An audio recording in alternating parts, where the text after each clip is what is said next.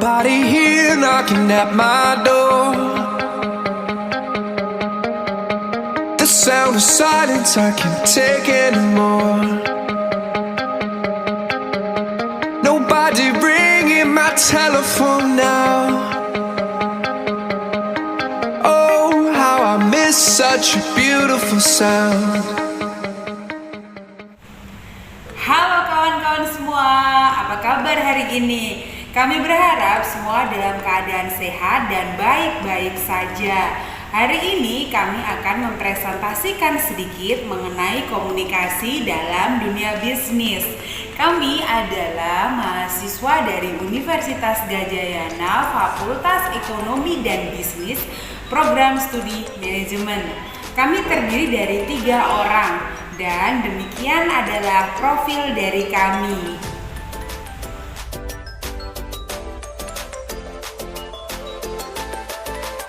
Baik, saya akan mengawali penjelasan mengenai peranan komunikasi. Peranan komunikasi dapat dilihat dari fungsi komunikasi itu sendiri.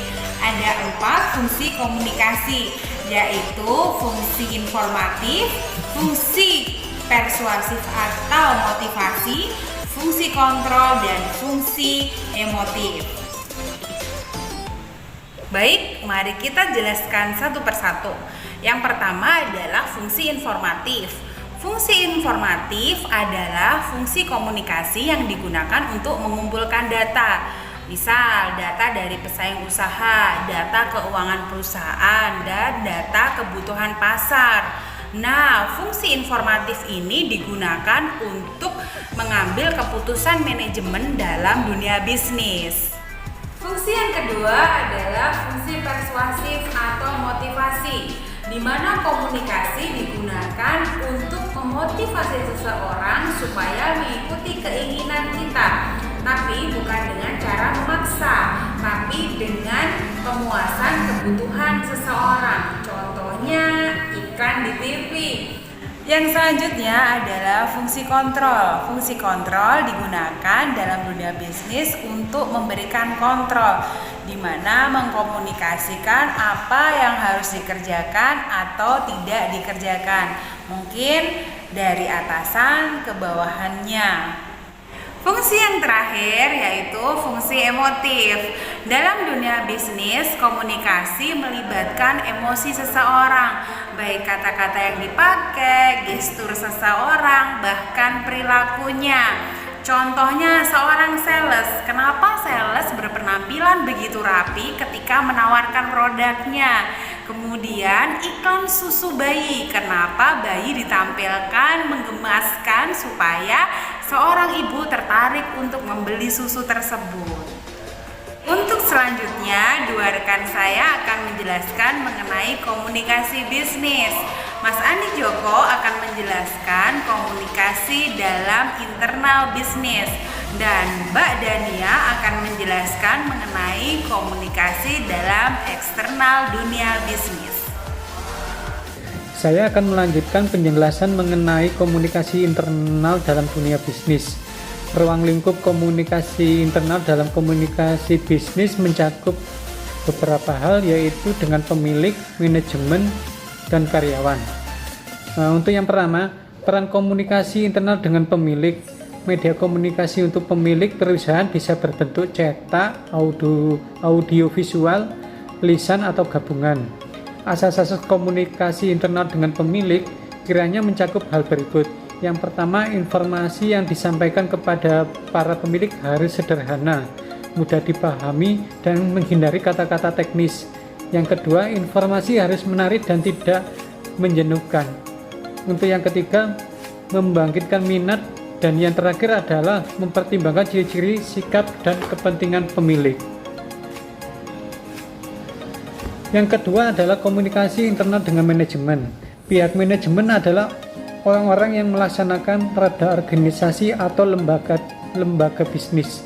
Komunikasi dengan pihak manajemen merupakan faktor penting dalam kegiatan bisnis, sebab manajemen adalah orang yang melaksanakan jalannya aktivitas bisnis, sehingga kualitas informasi yang diperoleh pihak manajemen harus betul bisa diuji kebenarannya. Tanpa informasi yang betul, organisasi atau lembaga bisnis tidak akan bisa berjalan dengan optimal. Yang ketiga adalah peran komunikasi dengan karyawan.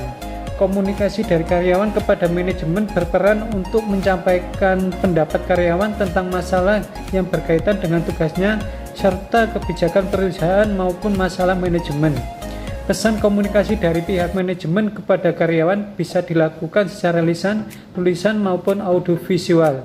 Komunikasi lisan merupakan cara yang paling efektif di mata karyawan, sebab melalui cara ini selain efisien dan cepat juga paling disukai oleh para karyawan.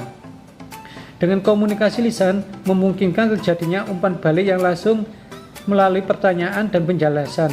Komunikasi lisan antara manajemen dan karyawan bisa dilakukan melalui rapat, pidato, diskusi, melalui telepon ataupun melalui kunjungan. Hai teman-teman, perkenalkan saya Viviania Sukma Aji. Saya akan menjelaskan tentang komunikasi internal dalam komunikasi bisnis. Ruang lingkup komunikasi eksternal dalam komunikasi bisnis mencakup komunikasi dengan 1 pemasok, 2 penyalur, 3 pelanggan, dan 4 pemerintah. Keempat kelompok tersebut berada di luar organisasi namun sangat penting dan berpengaruh dalam keberhasilan bisnis. Yang pertama yaitu pelanggan. Pelanggan merupakan aset perusahaan yang paling berharga. Mereka merupakan sumber penjualan barang. Pelanggan menjadi pusat untuk kegiatan bisnis sehingga segala upaya yang dilakukan organisasi, perusahaan atau lembaga bisnis akan dipusatkan untuk mendapatkan kepuasan pelanggan. Peran komunikasi dengan pelanggan adalah untuk meyakinkan para pelanggan dan calon pelanggan bahwa produk atau jasa akan terus ditingkatkan baik kualitas, macam, serta kegunaannya. Yang kedua adalah penyalur. Penyalur merupakan bagian dari jaringan distribusi produk sehingga pola hubungan antara organisasi atau lembaga bisnis dan penyalur merupakan pola kemitraan, artinya kerjasama dengan pihak penyalur dilandasi hubungan baik dan saling menguntungkan. Tujuan komunikasi antara organisasi atau lembaga bisnis dengan penyalur diantaranya adalah yang pertama, membantu para penyalur untuk meningkatkan omset penjualannya. Yang kedua, menciptakan pengertian dengan para penyalur melalui penjelasan kebijaksanaan dan manajemen organisasi atau lembaga bisnis. Yang ketiga, membantu manajemen distribusi. Keempat, bekerja sama dengan para penyalur dalam meningkatkan produk melalui penyediaan iklan, stiker, kartu mobil, atau kalender. Yang ketiga yaitu pemasok. Pemasok merupakan salah satu kelompok eksternal yang sama pentingnya dengan kelompok yang lain. Kelompok ini menginginkan transaksi yang memuaskan, sebab dari mereka lah organisasi atau lembaga bisnis bisa memperoleh bahan baku, suku cadang, serta menyediakan perbekalan untuk produksi. Oleh karena itu, organisasi atau lembaga bisnis sangat tergantung kepada para pemasok. Tujuan komunikasi bisnis dengan pemasok yaitu adalah membina kepentingan bersama, menempatkan organisasi atau lembaga bisnis sebagai mitra usaha, dan bekerja sama dalam menyelesaikan masalah produksi dan persediaan. Yang keempat yaitu pemerintah. Pemerintah adalah lembaga yang menentukan peraturan perundang-undangan yang menuntut adanya kepatuhan dari organisasi atau lembaga bisnis sebagai salah satu publik eksternal. Selain membuat peraturan, pemerintah pun membela kepentingan dunia bisnis. Karena dunia bisnis adalah penggerak pembangunan yang memutarkan roda perekonomian sehingga dunia bisnis diharapkan mampu memberikan lapangan pekerjaan. Yang kedua yaitu dunia bisnis dijadikan sumber pendapatan negara melalui pajak. Semakin besar organisasi atau lembaga bisnis, maka semakin besar pula pajak yang akan dibayarkan kepada negara. Dunia bisnis merupakan mitra pemerintah dalam mengelola hasil bumi dan kekayaan negara. Untuk melobi pemerintah, pelaku bisnis sering menggunakan jasa konsultan public relation yang memenuhi kualifikasi. Maka kesimpulannya, kelompok-kelompok tersebut selain menghidupi, juga dihidupi oleh organisasi atau lembaga bisnis.